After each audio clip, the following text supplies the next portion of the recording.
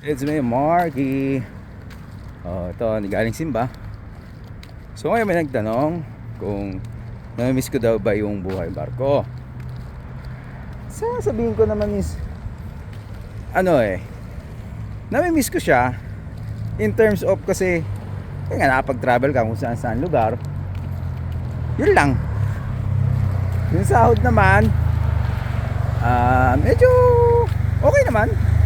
Okay naman din na rito yung sahod ko. Medyo okay na rin. Pero sa kasi sa cruise ship, kumbaga mataas din naman.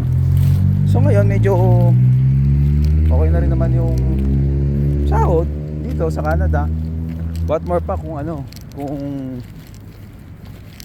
kung ma-permanent residence. Kasi sabi nga, pag maging permanent residence ka rito,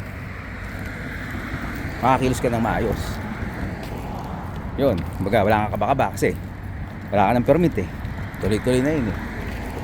So hopefully hindi maayos na. Pero right now hindi ko na pinapansin yan kasi sabi ko nga, inaantay ko lang bago kong work permit. So yung PR, sabihin natin is darating din yan. Si Lord na bahala dun. Lagi naman ako nagdarasal sa kanya. O yun, yung sa buhay barko, yun lang. Nakapag-travel ka ng iba't ibang lugar. Tapos same time pagkain mo, syempre libre. So nakakain mo dun yung masasarap pagkain. Hindi mo sinasabi na hindi mo makakain sa Canada, pero doon kasi sa barko libre, diba? Libre siya, steak, burger. Tapos pag minsan yung sa crew mess, yung mga yung mga European food, talaga mamimiss mo. Tapos ano ba? Yun lang, yung kontrata pala. Kasi yung kontrata sa sa cruise ship, 6 months. Yung huli ko kasi Roro passenger, 6 months. Tapos nasa cruise 9 months. So yun lang. Tapos uwi ka, libre pamasahe. Yun lang naman ang doon. Libre pamasahe kasi sa Canada, ikaw yung magbabayad. Kasi Canada ang pamasahe right now may 1.4 ata, 1.5, 1.7 mga ganun sa nakikita ko. Kasi dito kasi kung sasagot pamasahe mo sa cruise ship kasi yung manning agency, which is okay lang naman. Dapat nga magbabakasyon ako ngayong taon. Problema nga lang, gumulo nga yung immigration policy. Kaya hopefully next year, ayun, mahigsi yung kontrata, nakikita yung pamilya mo. Ano pa ba? May miss ko. Yun lang naman. So kung isipin nyo yung mga babae, hindi naman kasi ako ng babae. Waga, marami, talagang yan ang proud sa sarili ko eh. Never naman ng babae sa barko eh. So kaya ko yung tingnan sa mata, hindi talaga ako ng babae. So kahit naman dito sa Canada, ako lang mag-isa.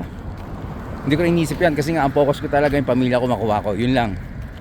Basta ang focus mo, pamilya mo, si Lord, hindi mo maiisip yun, mga babae. Ano ba? Ano ba bang na-miss ko? Wala na, yun lang eh. Kasi dito naman sa Canada, syempre once na maayos yung papel mo, PR ka, pwede kang mag-upgrade. Kuha yung pamilya mo, pag nakuha yung pamilya mo, makaipon kayo, makapag-travel. So nasa talaga, nasa sa'yo na talaga kung paano ka dito sa Canada. Kumbaga iwasan mo yung luho. Para sa barko rin yan eh.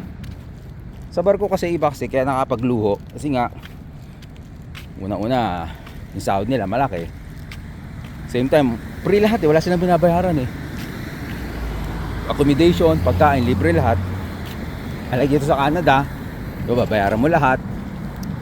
So sa barko wala. So iba, may mga maluho din sa barko. Tagal ko sa barko, dami ko nakikita eh. Siyempre lalo na dun sa may mga tip. May mga nabibigyan ng tip yan. So yan.